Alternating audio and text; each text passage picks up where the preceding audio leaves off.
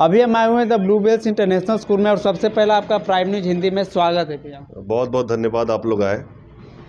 और सबसे पहला और मुख्य सवाल हम ये जानने का कोशिश करेंगे कि पूरे नौबतपुर विक्रम प्रखंड में बहुत सारे स्कूल हैं, सीबीएसई भी है, अन सीबीएसई भी है, तो आपके स्कूल में बच्चे क्यों पढ़ रहे हैं? क्या एक्स्ट्रा एक्टिविटी आपके स्कूल में बच्चों के लिए करवाया जा रहा है कि बाकी स्कूल को स्किप करके आपके स्कूल में बच्चे लोग आए? देखिए, स्कूल एक ऐसा जगह है, आपको स्कूल को ऐसे सोचना चाहिए। एक बच्चा अपने पेरेंट्स के लिए क्या अहमियत रखता है, वो पूरा संसार होता है अपने घर के लिए। अच्छा। और उस घर को संवारने की बहुमूल्य जिम्मेदारी आपके कंधों पे है। अच्छा। तो हम लोगों ने शुरुआती समय से ही स्कूल को एक ऐसे संस्थान के रूप में विकसित किया है जहाँ की हर बच्चों को उसके सपनों का आसमान मिले। हम लोग कोई एक व्यवसाय नहीं कर रहे हैं। अगर हम अच्छा काम करेंगे तो किसी घर का भविष्य बढ़िया हो जाएगा। अच्छा। और घर से समाज जुड़ा हुआ है, समाज से राज्य जुड़ा हुआ है।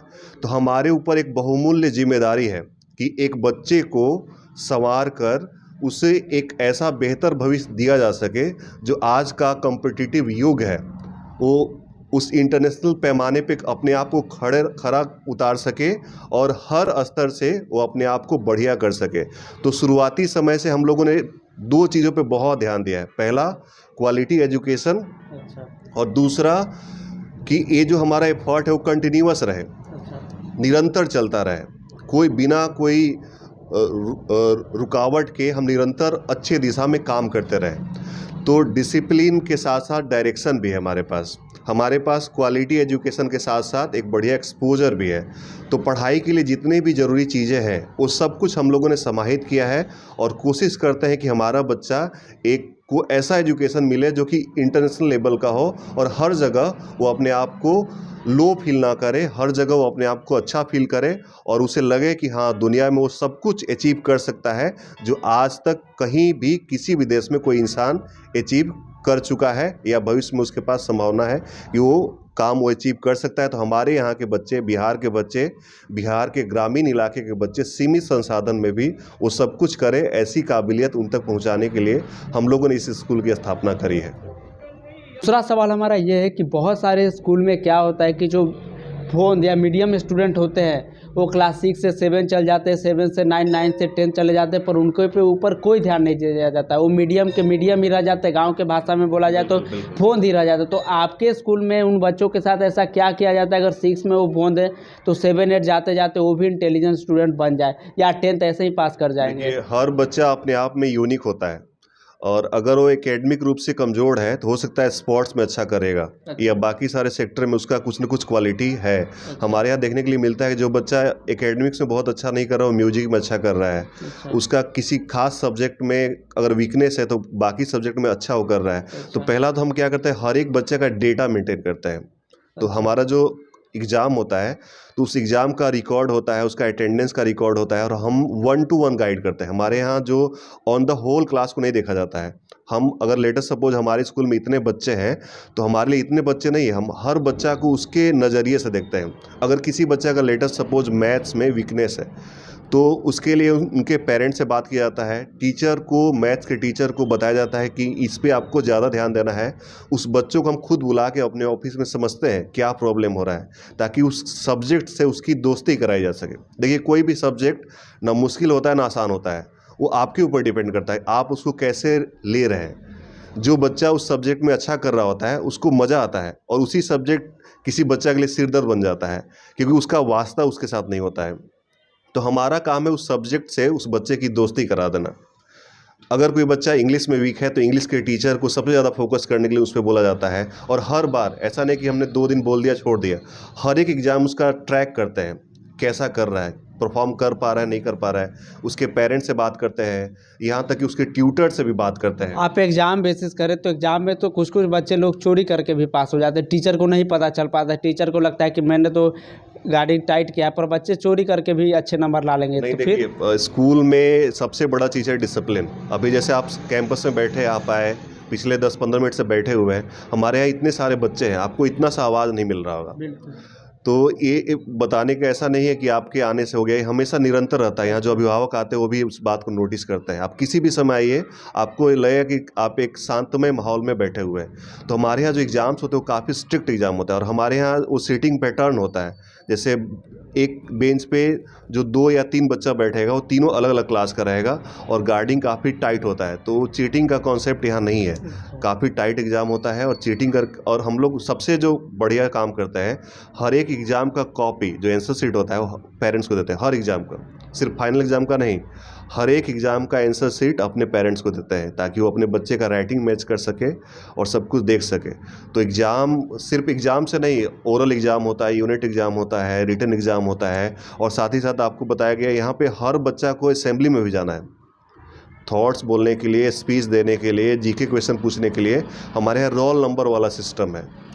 कोई पार्टिकुलर बच्चा नहीं जाएगा, क्लास का हर एक बच्चा को असेंबली में पार्टिसिपेट करना है। तो अगर उसका इंग्लिश वीक होगा तो असेंबली में बोल ही नहीं पाएगा। तो सिर्फ एक पैमाना नहीं है बच्चा को जांचने का, एग्ज़ाम के अलावा बहुत सारा पैमाना है जिस पे हम बच्चों को परखते हैं और उस पे काम करते हैं।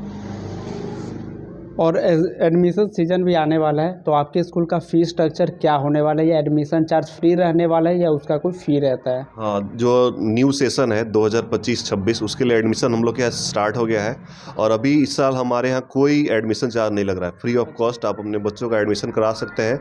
जहाँ तक फ़ी की बात है तो हम लोग रूरल एरियाज़ में हैं और यहाँ के लोग की पेइंग कैपेसिटी को देखते हुए, उसका सम्मान करते हुए हमारा फ़ी स्ट्रक्चर बिल्कुल ऐसा है कि हर एक आदमी उसको अपने स्तर से देख सकता है, एफर्ट कर सकता है। ऐसा नहीं कि बहुत ज़्यादा उसके ऊपर बोझ हो जाएगा। तो हमारा फ़ी स्ट्रक्चर ग्रामीण इलाके के लोगों के लिए है, उनके लिए उपयुक्त है और उसी फ़ी स्ट्रक्चर में हम लोग कोशिश कर रहे हैं कि वो बच्चा को सब कुछ मिल जाए। ऐसा नहीं कि फ़ी स्ट्रक्चर कम है तो उसको कंप्यूटर क्लास नहीं होगा, रेगुलर म्यूजिक क्लास नहीं होगा, कराटे क्लास नहीं होगा, रोबोटिक्स नहीं होगा, कोडिंग नहीं होगा। सब्जेक्टिव पढ़ाई के लिए हमारे पास स्किलफुल टीचर तो है ही हैं। उसके अलावे वो सारा जो एक्स्ट्रा करिकुलर एक्टिविटी होता है, चाहे हम बात करें म्यूजिक क्लास की, कंप्यूटर लैब की, लाइब्रेरी की, कराटे की, रोबोटिक्स की, मोटिवेशन सेमिनार की, आर्ट एंड क्राफ्ट की, वो सब कुछ उन बच्चों को मिलता है इस सीमित पैसे में। जी।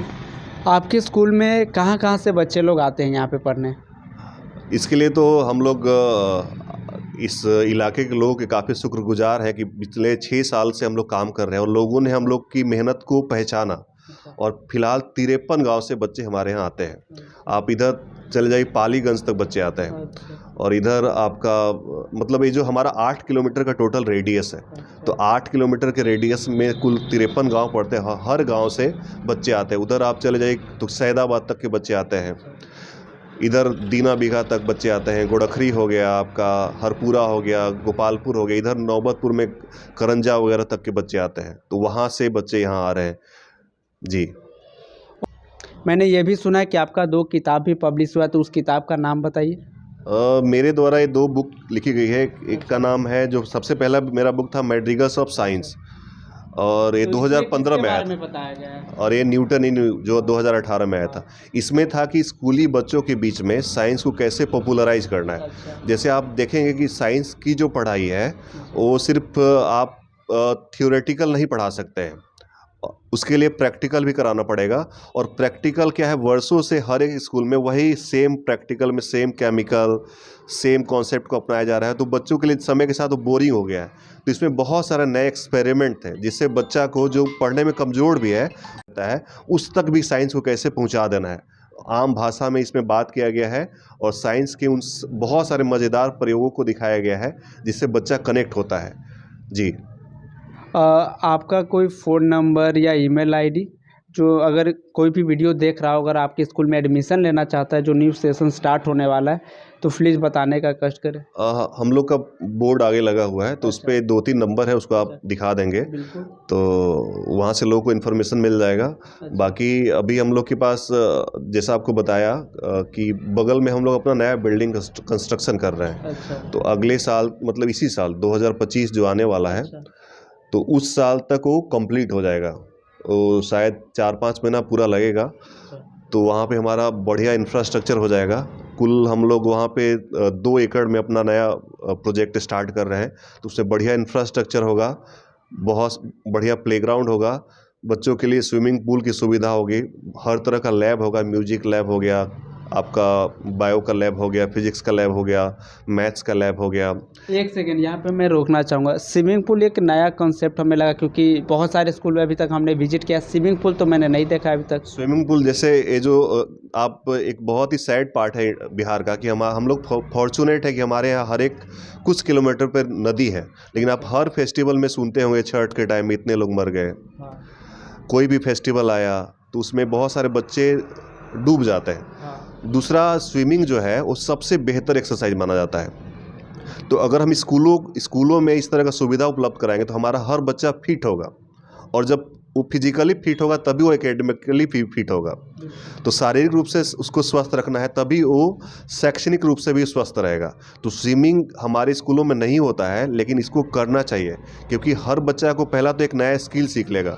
स्विमिंग एक बहुत बढ़िया स्किल है, और ये सिर्फ स्किल नहीं है, एक लाइफ सेविंग स्किल है। दूसरा कि ये आपको फिजिकली फिट रखने का एक बहुत बढ़िया एक्सरसाइज है।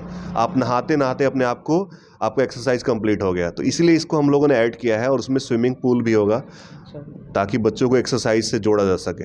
जी। तो आप देख रहे थे प्राइम न्यूज़ हिंदी, और जितना भी तमाम सवाल था स्कूल से रिलेटेड जो पूछना चाहिए वो तमाम सवाल अभी हमने पूछा।